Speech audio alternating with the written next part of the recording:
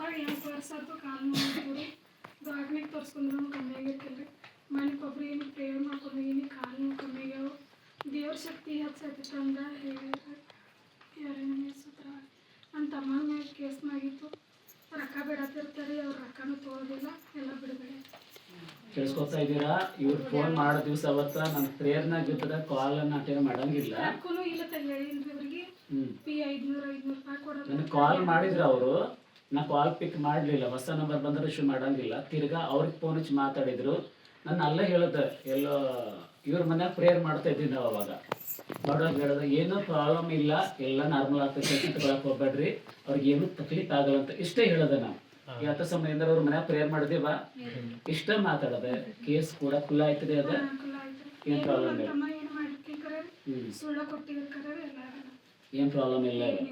Okay ನಮ್ಮ doctor ಕಬ್ಬನು ತುಂಬ ಊರ್ಲಾಗಿರೋ ಎಲ್ಲ ಬಂದ್ ಮಾಡಿಸಿದ್ರು. ಈಗೆಲ್ಲ ಆರಾಮಾಗಿದ್ದಾರೆ. ನಮ್ಮ ಹೋಗ್ರಿ 8 ಲಕ್ಷ ರೂಪಾಯಿ ಹಾಕಿವ್ರಿ 2 ವರ್ಷದಾಗ್ರಿ. ಈಗ ನಮ್ಮ ಹೋಗ್ರಕತ್ತ ಇದು ವಾರ ಆತ್ರಿ. ನಮ್ಮ ಅವ್ವ ಒಂದು ವಾಕನಿಗೆ 1 ರೂಪಾಯಿ ಹಾಕಿ ಎಲ್ಲ ಆರಾಮಿದ್ದಾರೆ ಈಗ. ಒಂದು ಸ್ವಲ್ಪ ಕಾಮ್ ಅನಿಸ್ತೈತೆ ಅಷ್ಟೇ ರೀ. ಆರಾಮಾಗಿ. ಓಕೆ.